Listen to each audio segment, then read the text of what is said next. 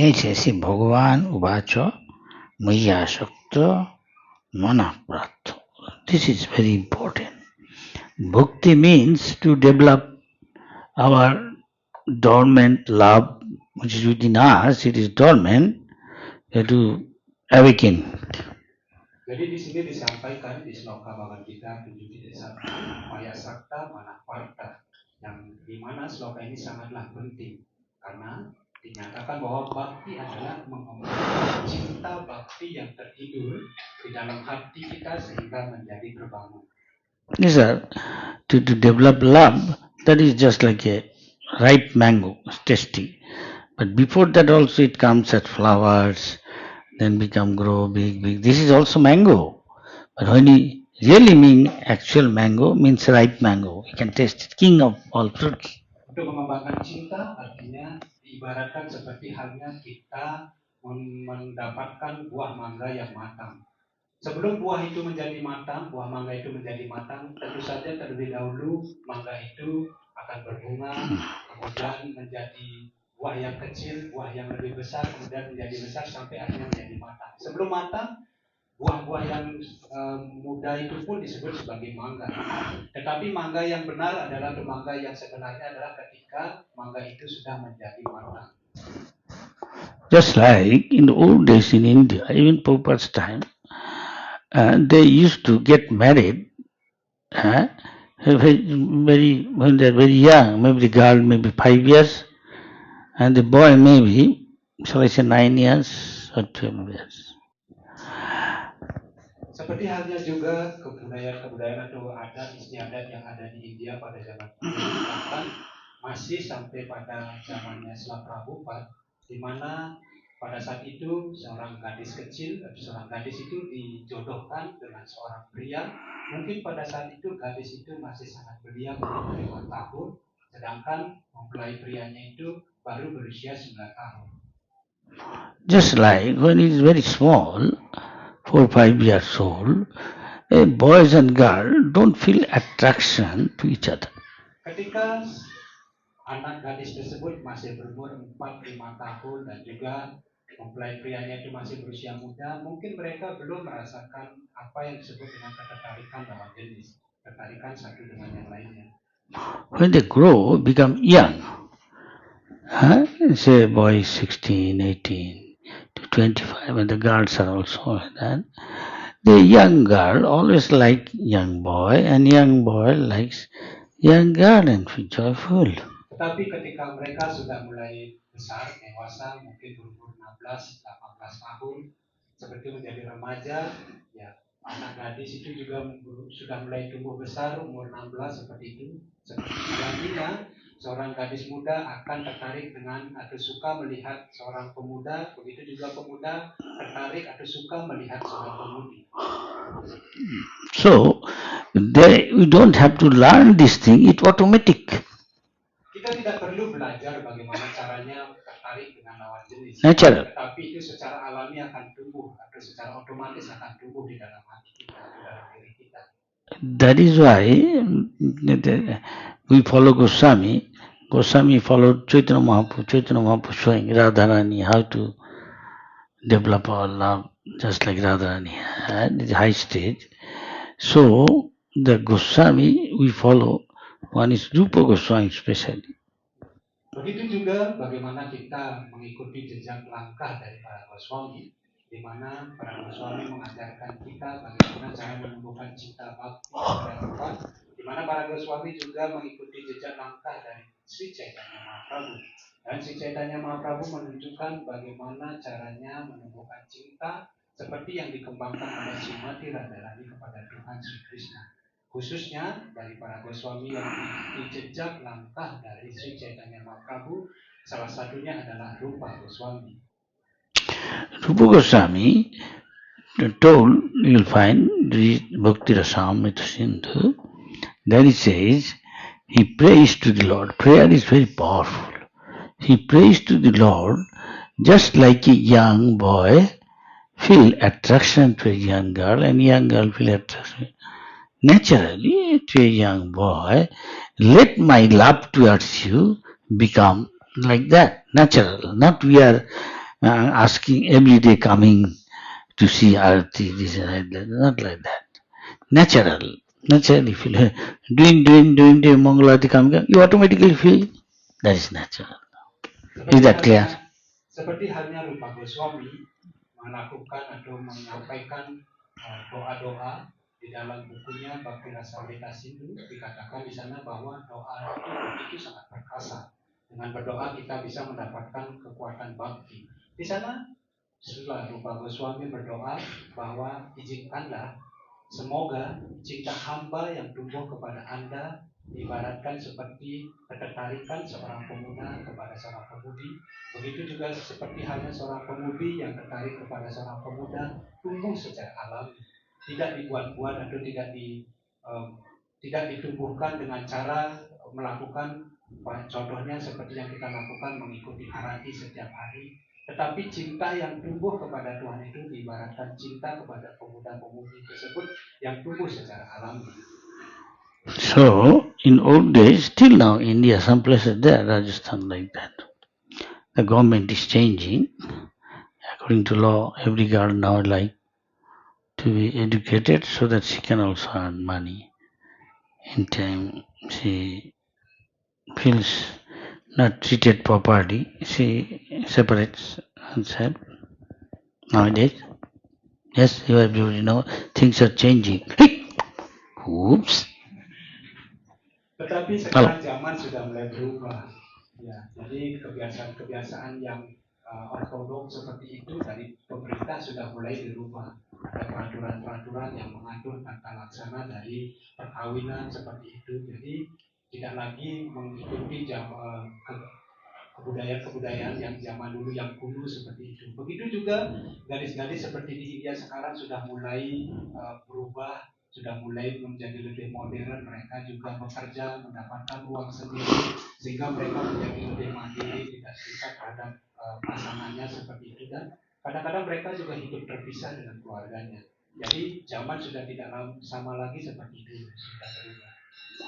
So, previously, the father, mother is supposed to, when the girl is grown up, this is her beginning stage, his father takes care of her, then married, husband takes care of her, never independent. And when her husband goes, she is taken care of by the mature son.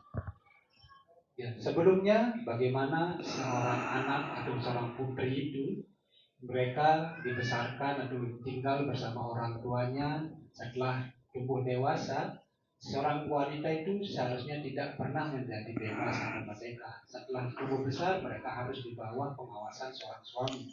Ketika suaminya pergi, dia harus dirawat atau dilindungi oleh putranya yang sudah mulai dewasa, sudah mulai dewasa.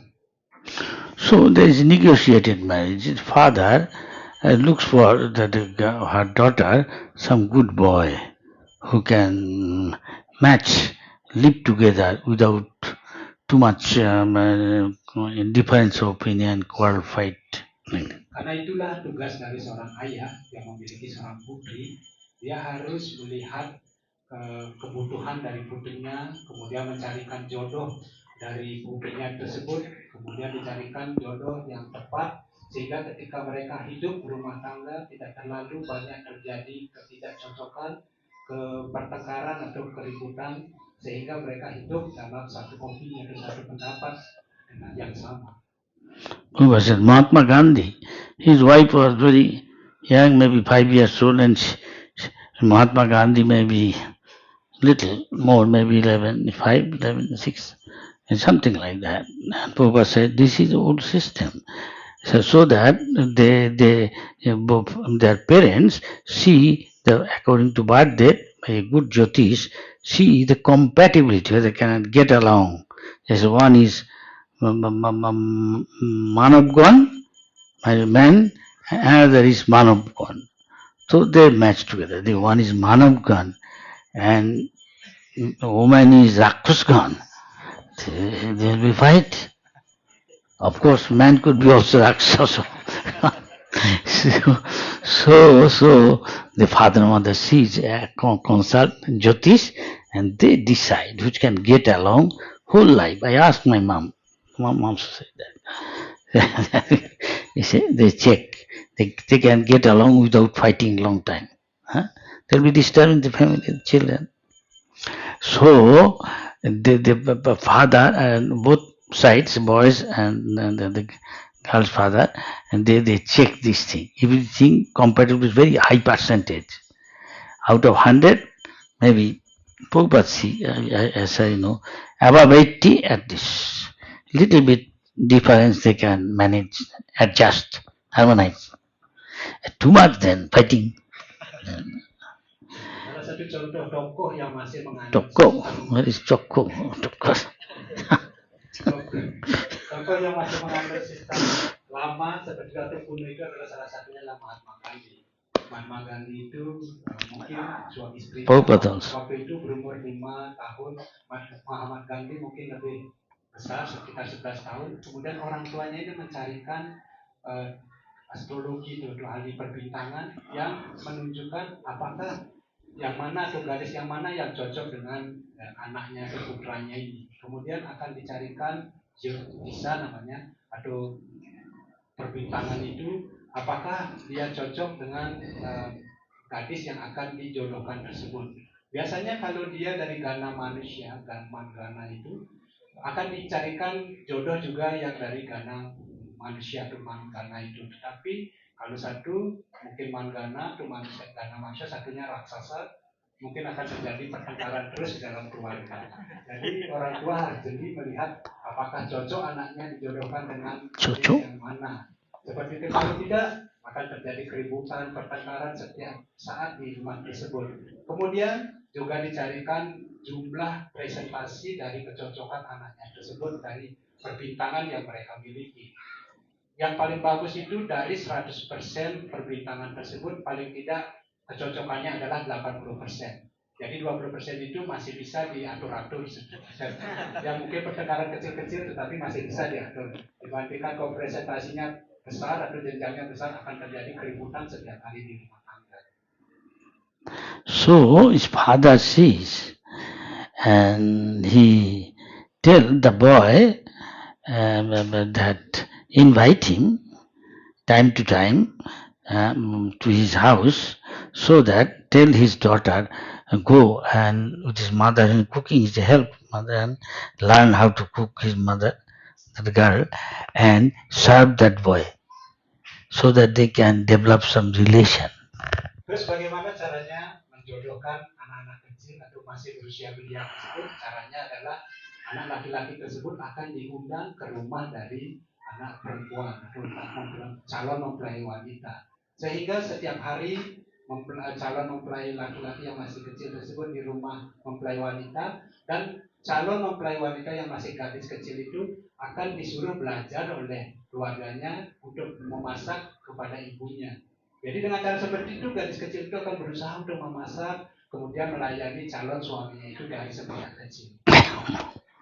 So this way they develop. If you serve somebody, there is a saying in Chaitanya, in Upadesamrita, the priti or love develops this way. Dadati, you give somebody some present, she also gives. Dadati Patiginnati, Bhunte Bhujayate, you give him something to food to eat, he like. Oh, very nice, he likes. So he also give him some present, some flower, something. She like nice saji, very nice. Dadati Patiginnati, Bhunte Bhujayate, Gujjam Akruti Pichati. Ask something confidential and like that. And this way develop some affection. Jadi dengan cara different stage. Dengan cara bertemu setiap hari, kemudian dilayani satu dengan yang lainnya, yang mempelai wanita, calon mempelai kecil wanita itu melayani yang pria, dan lama-lama akan tumbuh rasa cinta, rasa suka dengan satu dengan yang lainnya. Seperti disampaikan di dalam Upanishads, Dadati Pratiginati Guhyam Akyati Picanti Bhunte Bhujayati Caiwa. Jadi di sana dinyatakan bahwa cinta itu tumbuh ketika seseorang memberikan hadiah satu dengan yang lainnya, kemudian yang wanita melayani yang pria, kemudian yang pria memberikan hadiah kepada yang wanita, mungkin dibawakan bunga atau sari yang indah seperti itu. Begitu juga mereka berbicara secara rahasia satu dengan yang lainnya, seperti mendiskusikan sesuatu. Dengan cara seperti itu maka lama-lama akan menjadi tumbuh rasa kedekatan satu dengan yang lainnya, menjadi tumbuh rasa cinta. And then, when his father thinks she's grown up enough to live with her husband in their husband's house, then she goes there, then do the same thing. Dan kemudian ayahnya akan melihat ketika anak gadisnya itu sudah mulai tumbuh besar, maka sang ayah juga akan menyuruh anak gadisnya tersebut untuk pergi ke rumah dari mempelai prianya untuk belajar melayani dia di rumahnya. In this sort of marriage, there is no question of the divorce come. They cannot think of. Buktinya bahwa ketika melakukan sistem pernikahan seperti ini sangat jarang sekali terjadi perceraian dari kebudayaan ini. His father tell the girl's father, you take responsibility of my daughter, and tell the daughter also whole life serve him, and this way conquer this boy's mind and heart, so that whatever you tell he listens. Kemudian ayah dari mempelai wanita akan memberitahu kepada mempelai pria bahwa gantilah posisiku untuk menjaga anak gadisku ini. Kemudian anak gadisnya juga diinformasikan atau diberitahu bahwa layanilah dia seumur hidup. Dengan cara seperti itu mereka berdua akan jarang terjadi keributan, di mana mempelai wanita akan selalu mendengarkan apa yang disampaikan oleh mempelai pria. Unlike these days, this system of marriage, Prabhupada says, even husband dies, she never feel like marrying another person, and she lives her life like this. But modern day girls won't accept this. Jadi kalau dengan cara sistem ini, Prabhupada menyatakan bahwa bahkan ketika suaminya itu sudah meninggal seperti itu, dia merasa bahwa dia tidak bisa hidup tanpa suaminya, karena sepanjang hidupnya dia ditemani oleh suaminya. Tetapi gadis-gadis yang zaman modern seperti sekarang ini tidak mampu atau tidak bisa menerima sistem budaya seperti ini. What is nowadays system? Like each other, being attracted by the physical condition, seeing physical, and that does not sometimes, most cases, don't work. We see so many countries, I don't want to mention, after marriage, within 1 year, 33% break off. Jadi, tetapi pada zaman modern ini kita tahu bagaimana sistem pernikahan atau sistem pertemuan antara seorang wanita dan pria itu didasarkan atas ketertarikan dari badan. Ketika seorang pria melihat kecantikan dari seorang wanita melihat ketampanan seorang pria, mereka merasa cocok, mereka akan menikah. Tetapi apa yang terjadi setelah dalam waktu 1 tahun mereka menikah, terjadi ketidakcocokan, mereka akan berpisah. Hal ini terjadi di negara-negara yang Guru Maharaj tidak mau menyebutkan negara mana, itu bahkan dalam waktu 1 tahun hampir 33 pasangan berpisah. The girl from childhood, no, I'm sure I have got a husband in my future, so she never forgets her husband. Tetapi kalau dari sistem lama, karena anak gadis ini sepanjang hidupnya dari kecil telah bertemu dengan suaminya, melayani suaminya, seumur hidup dia tidak akan mampu untuk melupakan suaminya. And under any hard time, difficult time, still husband somehow or other, he knows I have to maintain her, I have to give her anything what is necessary for her, they remain bound, they feel obliged. Dalam keadaan apapun, dalam hambatan, kesusahan apapun, dalam sistem ini, seorang suami itu seorang suami atau suaminya ini akan selalu berusaha untuk menjaga istrinya ini, memenuhi segala kebutuhan apa yang dibutuhkan oleh istrinya. That's right. So, what exactly Prabhupada said, I'm telling, like that. So, it is natural become, but nowadays it's not like that. Prabhupada's time also, Prabhupada said, one girl saying, Prabhupada, I don't think I went to him, and I think I cannot live with this boy.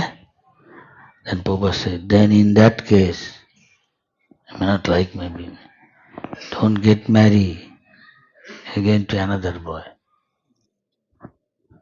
I don't know how many like it nowadays, modern girls. Jadi So itu it's continuing. kebudayaan itu yang sebenarnya yang terbaik seperti halnya disampaikan oleh Sanat Prabhupada. It's too Tetapi hot. kebudayaan Make the modern, shirt. Right, the shirt, I ask.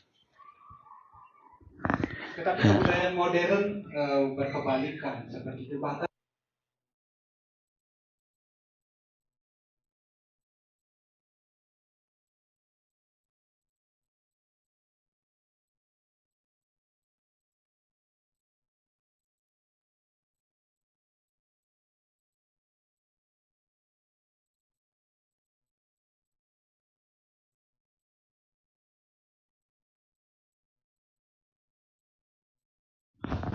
Somehow or other, he told the girl in letter, you'll find read all these things. Somehow or other, try to adjust and tolerate.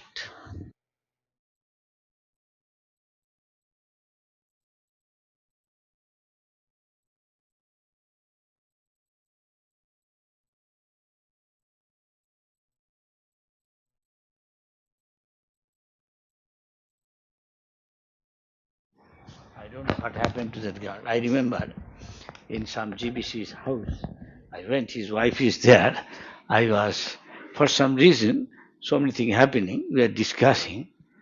And I said, Prabhupada said, from now on then that we accept for eternally your life, Krishna is your husband and live like that. dan suatu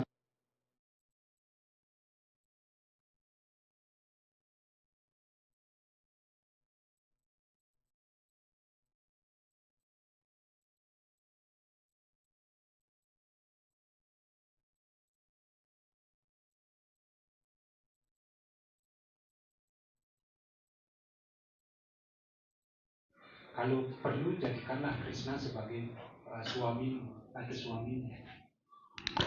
And I am talking with his wife is around. She served me some ginger tea. He said, Maharaj, like something?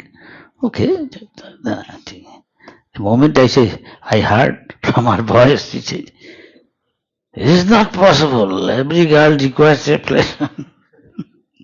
Blood one husband, not Krishna. Kemudian Guru Maharaj kemudian dilayani pada saat itu suaminya dan istrinya sedang pergi keluar seperti itu kemudian dilayani prasadam dan tetapi mereka mengatakan bahwa hal itu tidak mungkin karena setiap wanita itu pasti memerlukan laki-laki tidak mungkin menerima Krishna sebagai suaminya. Chaitanya Mahaprabhu said that best way is to develop love for Krishna like this. When a man or a woman from childhood, like each other, but later on they may be married to someone else, not to that friend, girlfriend or boyfriend. So, but she or he still remember that boy or that girl, though he married to or she married to someone else. So this sort of, after marriage also, that man or a woman, say woman, she will be working so hard day and night for her husband, make everything, so that husband can never understand she is thinking of that girl. He has got another girl.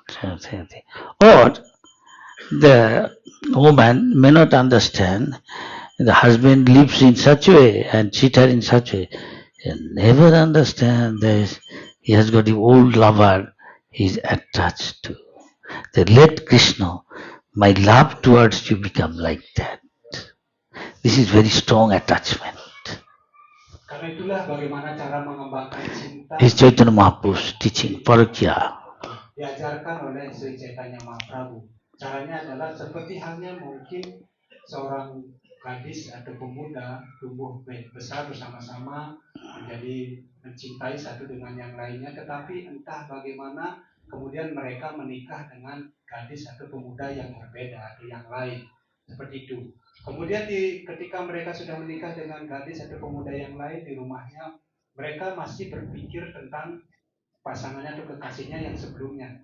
Kemudian seorang gadis ini atau gadis ini ketika sudah menikah dengan orang lain itu dia berusaha untuk bekerja begitu sangat keras, merapikan rumah, kemudian melakukan segala pekerjaan rumah, sehingga suaminya itu tidak mampu untuk memikirkan wanita yang lain. Begitu juga suaminya berusaha untuk melakukan segala bentuk pekerjaan sehingga dia tidak mampu untuk mengingat wanita yang lain ataupun istrinya tidak mengingat yang lain. Dan itulah doa dari Sri Chaitanya Mahaprabhu dan menyatakan bahwa semoga cinta yang tumbuh, cinta hamba yang tumbuh seperti itu bisa tumbuh kepada untuk cinta kepada Anda, kepada Tuhan Sri Krishna. Just like somebody wants taste a mango, that the real mango means ripe mango in the tree. But when mango comes as a flower, is one stage. From flower, little fruit come, and it becoming bigger, it takes long time. And that is also mango. So to develop love for Krishna, at different stages, as we hear, here say, Adu Shuddha. First, just you have come here to hear eagerly some story. It could be anything. It is about Krishna. Huh? Seperti halnya pengembangan cinta bakti kepada Tuhan itu diibaratkan seperti kita mendapatkan buah mangga yang matang. Sebelum kita mendapatkan buah mangga yang matang, ada beberapa tahapan terlebih dahulu diawali bagaimana mangga itu menjadi matang. Mungkin dari berbunga, kemudian dari buah yang kecil semakin membesar. Semuanya itu adalah mangga, tetapi mangga yang sebenarnya adalah buah mangga yang matang. Begitu juga ketika kita berusaha untuk mengembangkan cinta bakti kita kepada Tuhan, ada beberapa tahapan yang harus kita lewati. Yang pertama adalah adausrada, mempunyai keyakinan yang kuat. Seperti contohnya ketika datang ke temple, mungkin kita akan mendengarkan kelas seperti itu dengan penuh perhatian. Itu artinya kita memiliki keyakinan adausrada itu. The material world, so-called love, is nothing but lust. That means somebody fulfill my desire, please my senses, that long I have got love. And she also thinks like this, like a business transaction. Di dunia material, apa yang disebut sebagai cinta itu sebenarnya adalah nafsu. Jadi cinta yang mereka sebut cinta itu adalah pemenuhan segala keinginan material kita atau pemenuhan kepuasan indera kita. Mungkin kita merasakan hal yang sama terhadap seorang gadis itu juga merasakan hal yang sama kepada kita. Itu diibaratkan seperti hanya sebuah transaksi bisnis. So love is one stage, but in order to do that, we're going step by step. And there is symptom, we can understand which stage I am. Jadi cinta itu ada di dalam tataran yang tertentu, dan untuk mencapai tataran tertentu itu kita juga harus melalui tahapan-tahapan. Melalui tahapan-tahapan itu ada juga beberapa ciri-ciri yang menunjukkan apakah kita sudah mencapai tataran itu. So when he's here, he likes. I see. Then he comes more. This associated with the. That is why ISKCON is made. People come here, see this, take some prasad. Please take. He may be not liking Krishna, and just I am coming from New Govardhan. He said, Maharaj, out of 100, most of them don't become bhakta, but some of them like prasad, they give up.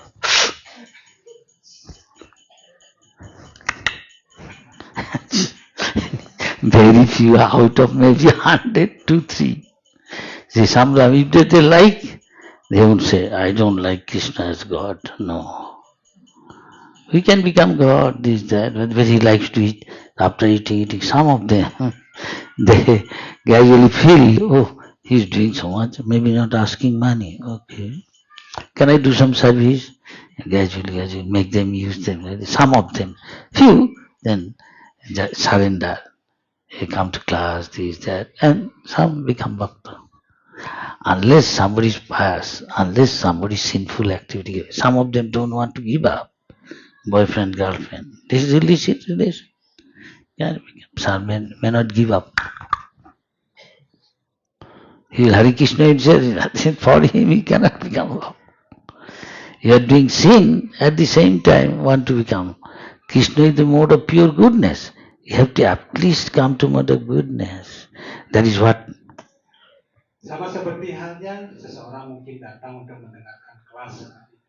Lama-kelamaan dia mendengarkan kelas, kemudian tertarik lebih lama lagi untuk mendengarkan kelas. Tetapi sebenarnya mereka belum mempunyai cinta kepada Kristus. Seperti contoh Guru Maharaj pergi ke salah satu tempat yang namanya Yugoardan. Di sana itu mungkin dari 100 orang yang datang untuk mendengarkan kelas, hanya 1 atau 2 saja yang mempunyai perasaan untuk mencintai Krishna. Sisanya mereka datang setelah itu mereka ingin mendapatkan prasadam, kemudian menikmati prasadam yang ada di temple seperti itu, tetapi mereka tidak mampu untuk meninggalkan kebiasaan-kebiasaan buruk yang mereka praktekkan seperti merokok, kemudian minum-minuman keras, kemudian memakai obat-obatan terlarang seperti itu. Tetapi apa yang terjadi? Karena mereka kelamaan mendengarkan kelas, mereka mendapatkan suatu keterikatan di sana. Dan mereka berpikir, mereka membagikan makanan secara gratis tanpa bayaran. Terus apa yang bisa saya lakukan? Kemudian mereka mulai, bisakah saya melakukan suatu pelayanan untuk Anda di temple ini? Kemudian disibukkan oleh penyembah dalam pelayanan tertentu. Lama-lama mereka juga akan seperti halnya di dalam sloka itu, kecuali seseorang meninggalkan kebiasaan-kebiasaan buruk, dosa-dosa di kehidupan sebelumnya, baru mereka bisa datang ke dalam kesadaran Krishna.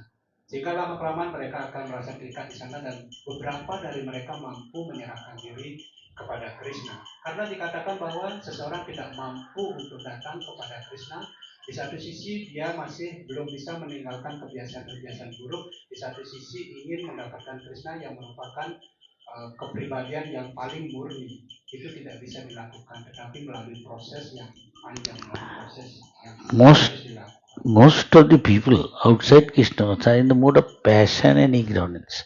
The symptom is kama, lusty desire, and love. Want more material position. Orang luar atau orang di luaran sana kebanyakan atau sebagian besar dipengaruhi oleh sifat rajas dan tamak nafsu dan kebodohan. Apa ciri-ciri dari orang yang dipengaruhi oleh sifat nafsu dan kebodohan? Yaitu tumbuhnya kama, nafsu, dan juga loba atau keserakahan. Mereka yang mendapatkan lebih dan lebih lagi. When Krishna sees somebody sincere and coming to Mangal Arati, I saw some of them coming, but may not change this, may not like to put tilak, everything he may not follow. He may not like to give up girlfriend, boyfriend, or drinking. He philosophizes. Now, this means he is still in mode of passion and ignorance, but doing devotional service. Ya, tetapi Tuhan Sri Krishna melihat ketulusan dari setiap orang. Tetapi ketika mungkin ada seseorang yang datang melakukan Manggala Arati seperti itu, hadir setiap pagi, tetapi masih tidak mampu meninggalkan minuman keras, kemudian dia masih terikat sekali dengan pasangan atau pacarnya yang tidak dalam hubungan yang sah, kemudian tidak mengganti pakaiannya, tidak mau memakai tilak, itu bisa dikatakan bahwa dia masih ada dalam sifat nafsu dan dipengaruhi sifat kebodohan. This is attachment. Inilah yang disebut dengan keterikatan. Old habit dies hard. Kebiasaan yang lama itu sangat sulit sekali dihilangkan. So when he becomes little bit free from the mode of passion and ignorance, symptom is not so much lusty desires, not so much greed for more and more possessive material thing, then he is advancing. Tetapi ketika seseorang sudah mulai menanjak pada tingkatan sifat kebaikan yang dicirikan dengan tidak terlalu lagi terikat atau memiliki sifat nafsu yang besar, kemudian tidak lagi memiliki keterikatan untuk mendapatkan sesuatu yang berlebihan lagi dan lagi, maka dia bisa maju dalam kehidupan rohani. This is advancement. At least come in a mode of goodness, controlling mind, controlling senses. Now I take mushroom. Prabhupada, I take mushroom. No. Don't offer to Krishna. This Krishna doesn't take mushroom. It's a mode of ignorance. Inilah yang disebut dengan kemajuan. Kemajuan artinya dia mampu untuk menghilangkan sifat-sifat kebodohan dan juga nafsunya. Dia tidak, kemudian dia juga sudah meninggalkan kegiatan-kegiatan berdosanya, dan kemudian dia bisa maju. Mungkin seseorang ditawarkan sudah bisa menghilangkan keinginan untuk makan jamur, ya. Seperti Hanesla Prabhupada suatu ketika ditawari oleh seseorang, Prabhupada, apakah Anda mau makan jamur? Kemudian Prabhupada mengatakan, saya tidak makan jamur lagi. Saya tidak makan jamur. If you really make tangible progress, you have to become even free from mode of goodness. In mode of goodness also, sometimes mode of passion and ignorance sometimes come. That means calm, love, growth, all these things. You can understand how much you are affected by that.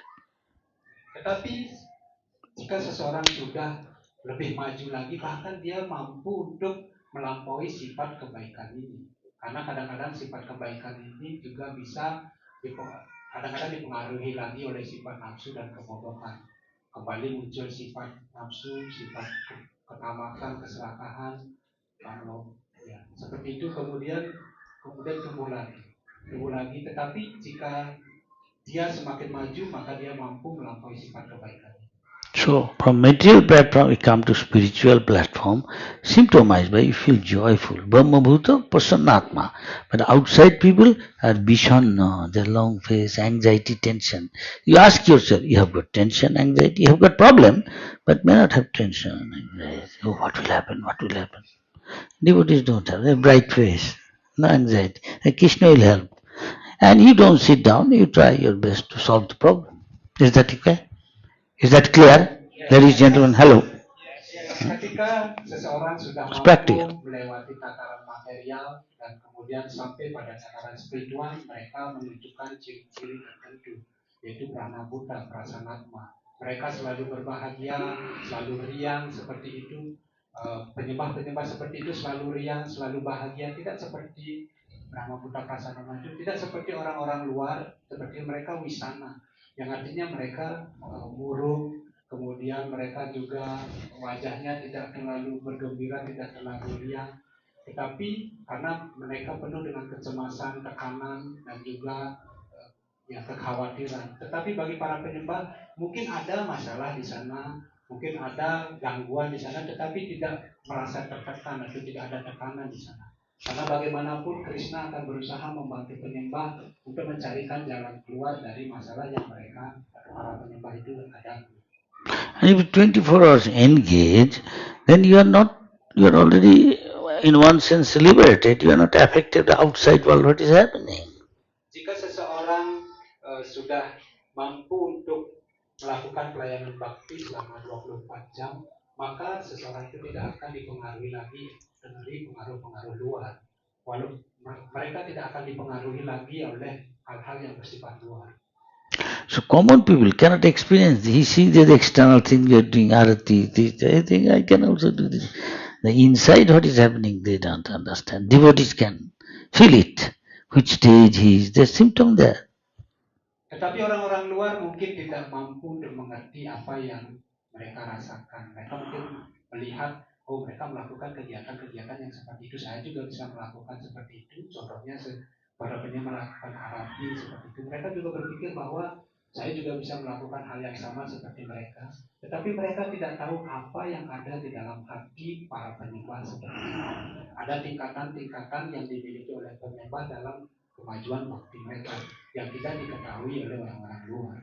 So when he understands, not theoretically, but he conviction, strong begun faith, I am not this body, I am spirit, I don't belong to this world.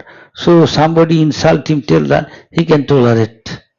And he can, so whatever food comes may be simple, he can tolerate. It's okay, I have to have this, Tetapi jika mereka memiliki atau penyembah itu sudah memiliki keyakinan yang kuat luar biasa, punya keyakinan yang kuat terhadap Tuhan dan pelayanan bakti mereka, maka hal-hal yang luar itu tidak akan terlalu mempengaruhi mereka. Seperti itu, apapun yang mereka terima atau didapatkan itu akan diterima dengan ketabahan hati. Contohnya mungkin ketika persada itu hanya makanan-makanan yang sederhana saja disajikan kepada mereka, mereka akan mampu untuk mentoleransinya. Mereka tidak akan merasa marah. Mengapa saya tidak diberikan ini itu makanan yang enak seperti itu? Mereka akan mampu mentoleransi apapun yang diberikan oleh mereka kepada mereka. So he takes prasad regular, the outside thing, same thing available, samosa, kachori, but here he doesn't like to eat outside automatically. He sees everything there, he said, no, I will take prasad. Because he has got taste. Yeah, prasad has got different taste. Begitu juga penyembah yang sudah memiliki keyakinan yang kuat. Realization, feeling. Ya, mereka memakan persada. Don't have to ask her that. Ada persembahan seperti itu, kemudian mereka mendapatkan persadam. Mungkin persadam yang sama itu juga tersedia di luaran. Persadam yang sama mungkin seperti makanan-makanan samosa seperti itu ada juga di luaran, tetapi mereka tidak tertarik terhadap makanan-makanan yang ada di luar. Tetapi mereka lebih memilih untuk menerima persadam. This way he can understand his progressing. And in the book it is written. Dengan cara seperti itu, bagaimana mereka mampu mengerti ada tingkatan-tingkatan atau tahapan-tahapan yang mana mereka sudah ada dalam tataran sekarang ini. Ada perbedaan tataran atau tingkatan dari kemajuan bakti seseorang. But itu dinyatakan atau ditulis di dalam sebuah buku. But sadhana is not good, then any moment, any devotee, how much service I have done, can fall down. Maya is very strong. Tetapi jika sadhana seseorang tidak kuat, berapapun pelayanan yang dilakukan, maka dia bisa terjatuh. Karena Maya begitu sangat kuat. That is why one has to be very high taste. A taste. Not only by prasad, other thing also. But Harikatha he likes, and other things he doesn't. Karena itulah kita harus mendapatkan rasa yang lebih tinggi. Mungkin rasa yang dimaksud bukan hanya rasa prasada, tetapi rasa dalam hal atau pelayanan bakti yang lain. Contohnya ketika mendengarkan kelas seperti itu. Ketika seseorang mungkin merasakan rasa untuk mendengarkan kelas itu dengan sangat baik sekali. He wants the association of the devotee. He has got friend, but he doesn't. Just keep it official. Friend come previously from childhood, like, hello, how are you? This is it. But he doesn't give much importance. He said, come, we are going there. And he said, come here, you have got festival. Come here, we'll see you. Nice prasad, you like it, feel it, and feed you. Salah satu contoh juga seseorang yang sudah memiliki keyakinan yang kuat adalah mungkin dia mempunyai teman penyembah saat ini, dan kemudian ada temannya yang mungkin sudah tumbuh atau bersama-sama dari semenjak kecil.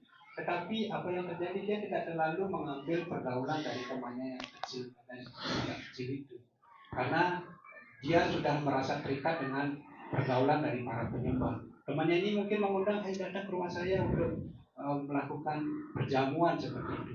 Tetapi para penyembah ini mengatakan bahwa tidak, Anda aja yang datang ke sini, kita melakukan suatu perayaan di sini, ada makanan di sini, silakan datang ke tempat kami. Itu adalah ciri seseorang yang juga memiliki keyakinan yang kuat. Unless somebody get test, ask outside people, he won't long time chant dance. He won't sit down here for a long time. He'll think of something else. Yes or no? Hello? Yes. Oh, this is the taste. Dan rasa yang lainnya juga yang didapatkan oleh seorang penyembah, kecuali dia mendapatkan rasa dalam pelayanan bakti, dia tidak akan mampu bertahan lama untuk menari ketika ada kirtan seperti itu, ataupun duduk lama untuk mendengarkan kelas. Tidak seperti orang luar seperti itu, ketika mereka tidak memiliki rasa dalam pelayanan bakti itu, mereka mungkin duduk di sini tetapi pikiran mereka ada di mana-mana. Tidak seperti para penyembah, karena mendapatkan rasa bisa menari dalam waktu beberapa jam atau lama-lama, kemudian duduk juga mendengarkan kelas dalam waktu yang lama. Apakah itu benar? Yes. So Prabhupada sometimes asks the devotee, You are doing everything, so okay. So are you joyful? Are you free from anxiety? You can ask yourself, Yes? Karena itulah setelah Prabhupada sering juga It's practical, Krishna consciousness. Sering bertanya kepada para penyembah ketika sudah melakukan ini itu, kemudian ditanya, apakah kamu bahagia melakukan hal ini? Apakah kamu tidak ada tekanan lagi ketika melakukan hal ini? Ya. Itu bisa kita cek dalam diri kita sendiri, apakah kita sudah merasakan hal yang sama, tidak merasa bahagia ketika kita melakukan pelayanan bakti.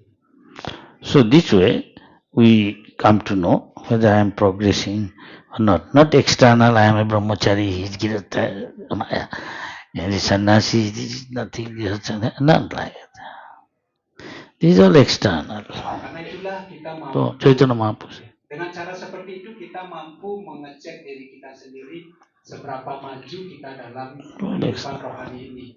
Tidak hanya kita berpikir, oh dia seorang brahmachari, yang lainnya tidak ada artinya, atau dia seorang sannyasi tidak ada artinya. Tidak seperti itu. Itu hanya tampilan atau perwujudan luar saja. Yang terpenting apa yang ada di dalam hati kita atau dalam diri kita. Somebody cleaning temple, he could be more free from lusty desire than another brahmachari. This is Kali Yuga. This is not. See, somebody could be simply sweeping a temple and could be humble and not so lusty. But others could be lusty also. That might be he want more power. He want this, a lusty desire. He can fall down any moment. Make sense? Yes or no? Mungkin ada seseorang yang hanya terlihat atau melakukan pelayanan menyapu lantai, membersihkan lantai di temple dibandingkan yang lainnya brahmachari seperti itu, tetapi dia melakukannya dengan penuh kerendahan hati, kemudian tidak terpengaruhi oleh sifat-sifat nafsu seperti itu. Mungkin yang lainnya terlihat seperti brahmachari seperti itu, tapi ada sifat nafsu yang besar di dalam dirinya. Dia menginginkan kekuasaan seperti itu, menginginkan ini itu, yang artinya dia masih dalam tahapan nafsu, dalam dipengaruhi oleh sifat nafsu. Mungkin lebih baik menjadi rendah hati seperti penyapu atau yang membersihkan lantai di temple seperti itu. As you more advanced further, you won't feel like even hurt an ant or something. Knowing you won't hurt any living, and within him, I could be like this. I could be a microbe, one life. I could be an insignificant insect. Why shall I hurt him? He feels he won't hurt. He can see. Then he come to a platform of seeing man, sannyasi, brahmachari, woman, birds, beast, everything. He is seeing, not the body. He can feel the current of soul. So he doesn't like to hurt anybody. See them clearly. Dalam tahapan rohani yang more advanced stage. Dalam tahapan rohani yang lebih maju lagi, mungkin seseorang bahkan tidak mau untuk menyakiti ketika melihat semut seperti itu. Dia akan sangat hati-hati sekali sehingga dia tidak membunuh semut tersebut ataupun binatang-binatang yang lebih kecil lagi. Dia akan sangat hati-hati sehingga tidak sampai membunuh binatang seperti itu. Dalam tahapan yang lebih maju lagi, ketika dia mempunyai pandangan bahwa bukan sannyasi, dia bukan brahmachari, dia bukan laki perempuan, dia bukan binatang buas, dia bukan burung seperti itu. Tetapi dalam tahapan yang sudah sangat maju sekali, seseorang itu melihat bahwa segala sesuatu itu bukanlah badan, tetapi ada sang jiwa di sana, melihat jiwa mereka, sehingga sangat hati-hati sekali tidak menyakiti atau membunuh makhluk hidup lain. We can see Prabhupada sometimes told some devotee like Jayananda, he was not a big gun in ISKCON in early days. But Prabhupada going for a morning walk, I saw not only his case, there are many other cases. Prabhupada likes this very much. So Prabhupada, the GBC is going with Prabhupada morning walk and big gun.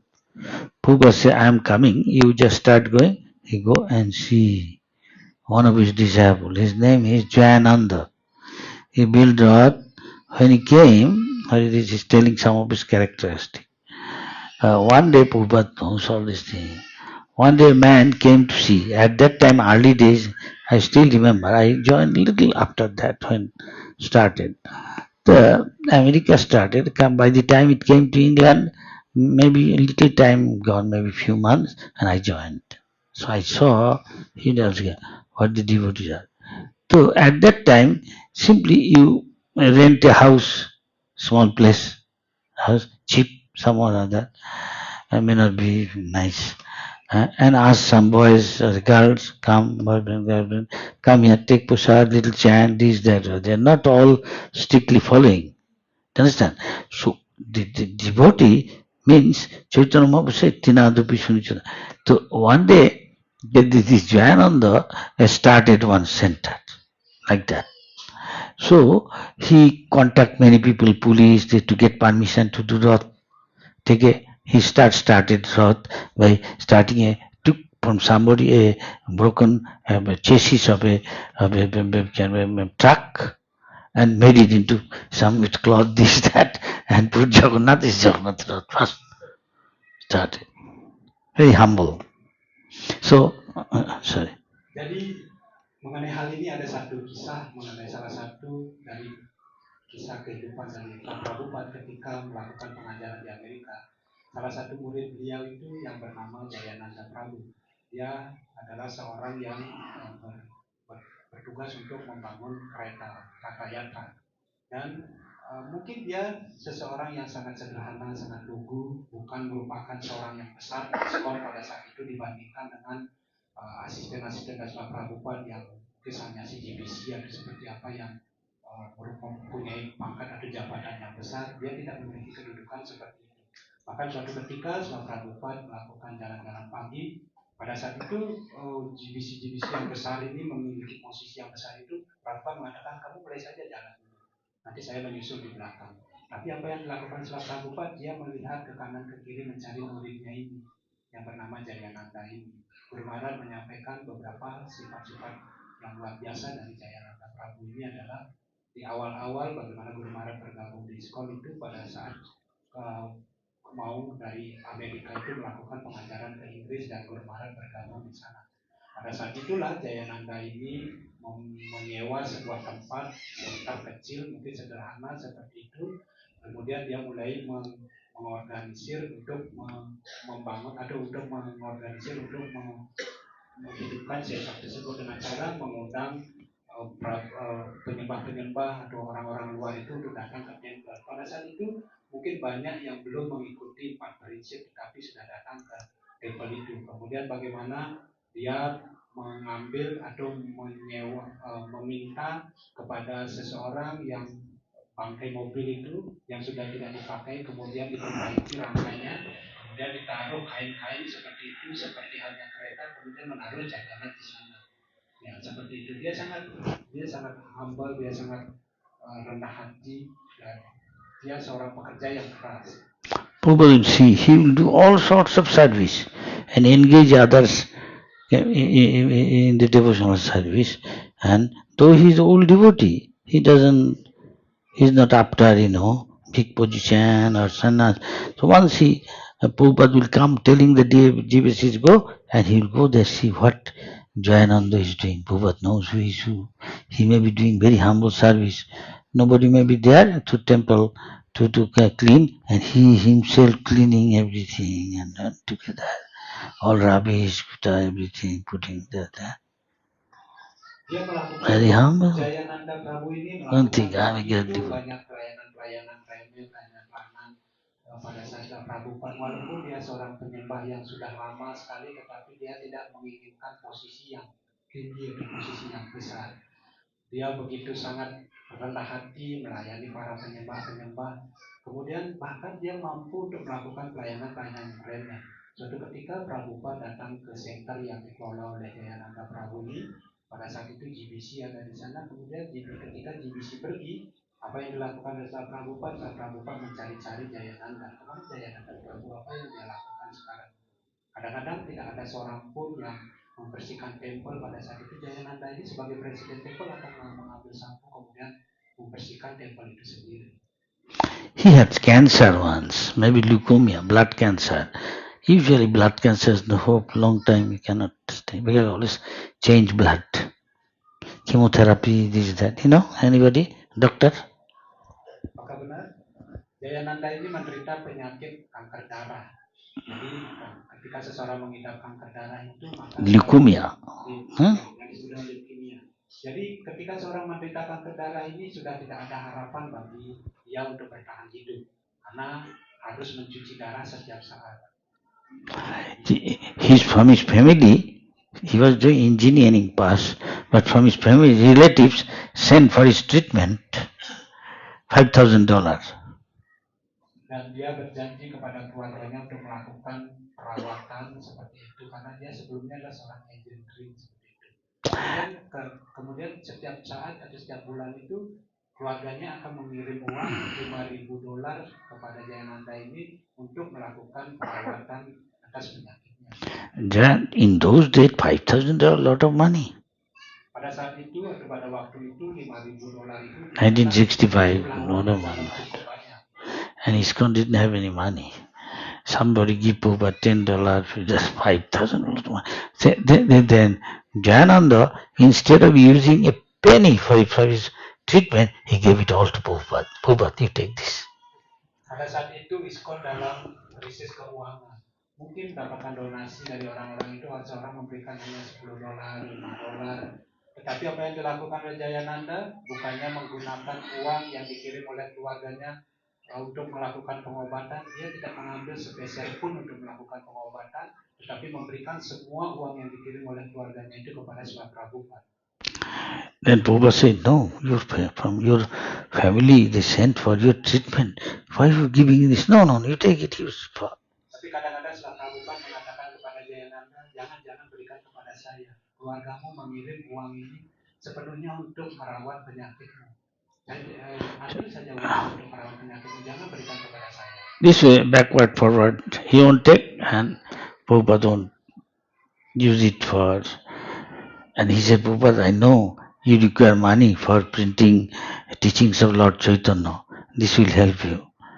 And Prabhupada said, no, use it for your parents want you for treatment. But ultimately, then Prabhupada took it. Used it and printed teachings of Lord Chaitanya. Antara Jayananda Prabhu dengan Prabhupada. Prabhupada tidak menginginkan untuk mengambil uang itu, tapi Jayananda Prabhu tetap ambil saja setelah Prabhupada. Prabhupada kadang-kadang tidak mau mengambil uang itu. Terjadi terus ulur-mengulur seperti itu. Tapi pada akhirnya Jayananda Prabhu berkata kepada Prabhupada, Anda membutuhkan uang ini untuk mencetak buku-buku dari dan menyebarkan ajaran dari si Chaitanya Mahaprabhu. Ambillah uang ini. Dan akhirnya Chaitanya Charitamrita itu, kemudian dia Prabhupada akhirnya akan mampu untuk menerima uang itu, menerima uang yang diberikan oleh Jayananda. I forgot what he said to Prabhupada. What Krishna wanted to do, what is the money can save me, something like that. He gave argument. If Krishna wants, he can make me live together. What that money and doctor can help.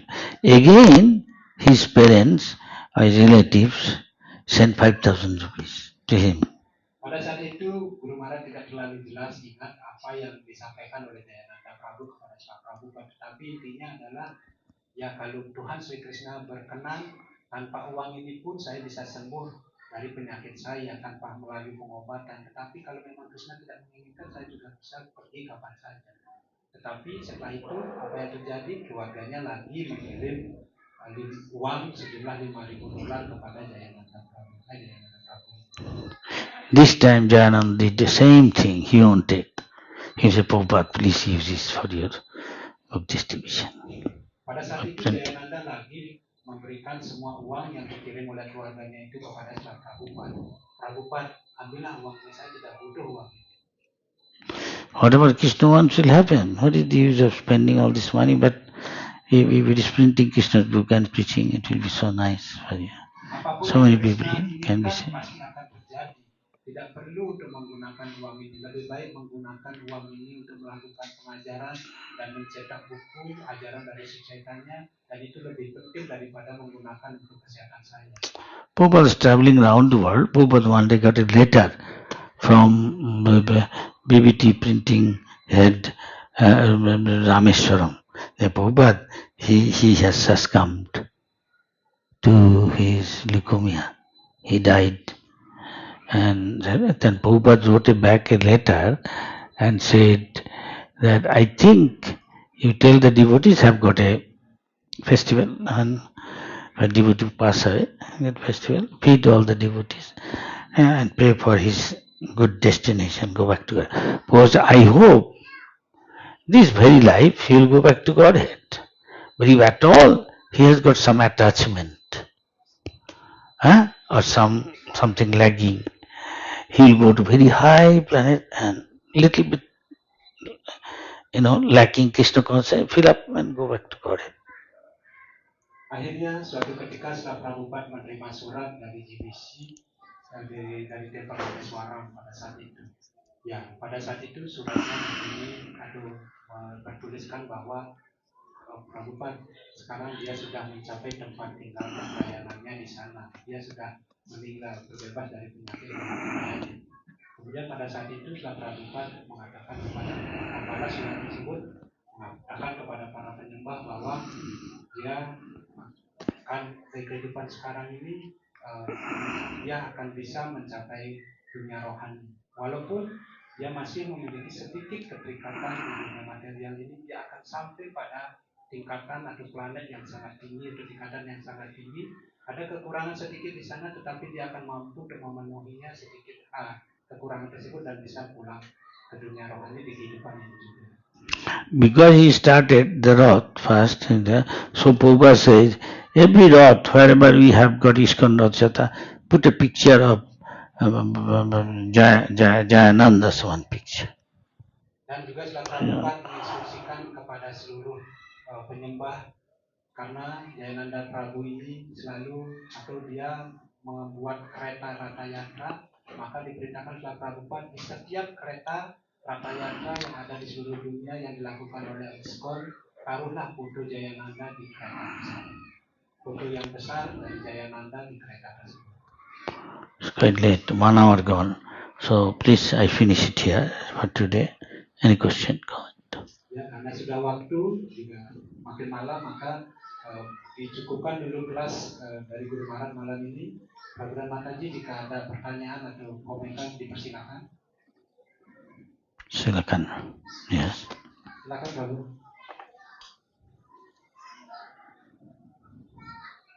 Ask a relevant question, what we discussed today. Usat, I'll put it here, take it there.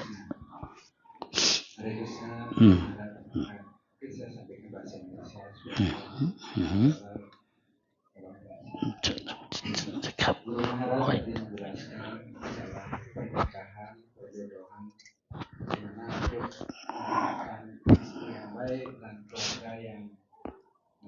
Yang baik rukun kehidupan bakti seperti itu, dan hasil dari perjodohan yang berbintang itu akan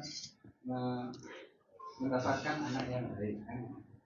Tetapi di sisi lain saya pernah mendengar bahwa tidak selalu juga istri yang tidak baik atau anak yang tidak baik bisa memunculkan baik. Ada juga beberapa ketika seorang penyembah memiliki istri yang tidak baik atau anak yang tidak baik seperti itu,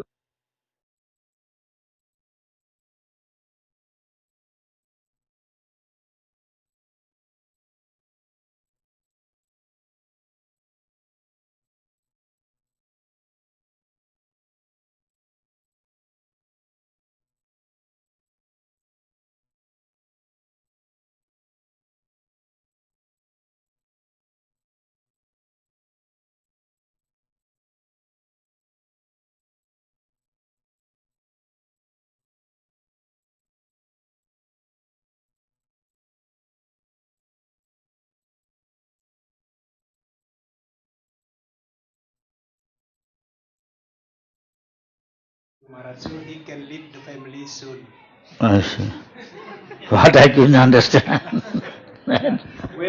When someone has cannot get along with a good wife or a good husband. Get good son, life in the family life with a very nice life. Uh-huh. But sometimes also Prabhu heard that even if someone live with a not good wife and also not good son, it's also kind of mercy, Guru Maharaj, because he can lead the family.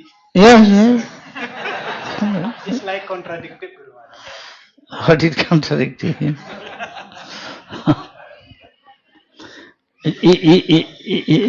He said, though it is bad, he should not leave, one sense, because why he promised to marry? Adapun dapat sesuatu yang buruk, jangan menyesali. And where she will go? Apa yang didapatkan karena itu adalah karena mereka karena istri juga berkomitmen untuk melakukan pelayanan kepada suaminya. Previously, once somebody had a woman, one live with another man intimately, the other soon marry her. Now things go on. Nobody cares. Second hand, third hand, fourth hand marriage.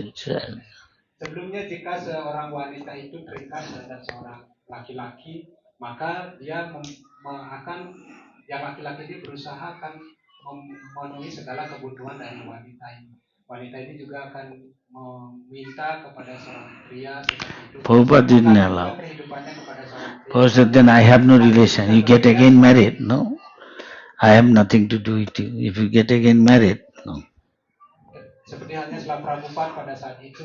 If somebody dies, that case is different. If wife dies, you get another married. It's okay. Tapi sekarang sistem itu sudah tidak ada lagi. Kalau mereka berpisah, now changing is gone. Menikah lagi. Tetapi pada saat setelah Prabhupada juga dengan istrinya seperti itu sudah tidak terlalu tergantung lagi, dia bisa meninggalkan istrinya. Tetapi sekarang zamannya sudah berubah. Seseorang berpisah bisa mereka menikah dengan yang lainnya, kecuali dalam satu kasus salah satu dari mereka meninggal, itu baru mereka bisa untuk menikah lagi. The husband gone or married or died. Now if the girl said, now I get married, somebody asked me, I was in India, one place is called Tripura. Tripura. One man got up in my class, he says, Maharaj, some girls are now husband gone or died, she is again going to look for a husband. But this is according to Vedic, you are fitting Vedic culture. So they don't allow girl to, I say, you ask other leaders, I have nothing to do, I don't make ask higher leader. I agree with you, this is the, but time has changed. Girls are also changing. They may not be always that much trust. And men are also sometimes may not trust women. Things are changing. Sometimes may not be practical. Kemudian ada seorang pria yang berdiri dan bertanya kepada Guru Maharaj, yeah, it may be contradicted. Seperti contohnya sekarang ini ada gadis yang suaminya meninggal, tetapi dia sekarang mau mencari suami yang baru. Seperti itu, apakah itu bisa diizinkan seperti itu? Guru Maharaj mengatakan untuk pertanyaan ini tanyakan kepada otoritas yang lebih tinggi lagi, kepada otoritas yang lainnya. Saya tidak bisa menjawabnya seperti itu. Karena sekarang ini zamannya berubah, gadis berubah, waktu berubah, seperti itu, budaya juga berubah, laki-laki juga berubah. So, sometimes ISKCON Guru attending his girls as disciple or boy disciple marriage, he said, now you promise that you won't divorce, right?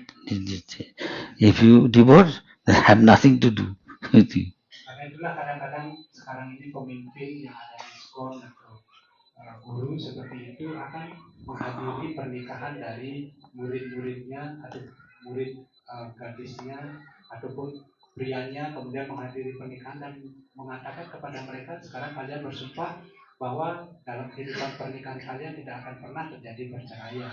Seperti itu. Kemudian menandatangani surat perjanjian seperti itu, dan guru ini akan berkata bahwa jika Anda melanggar perjanjian ini, maka tidak ada sesuatu yang bisa dilakukan lagi oleh guru kalian.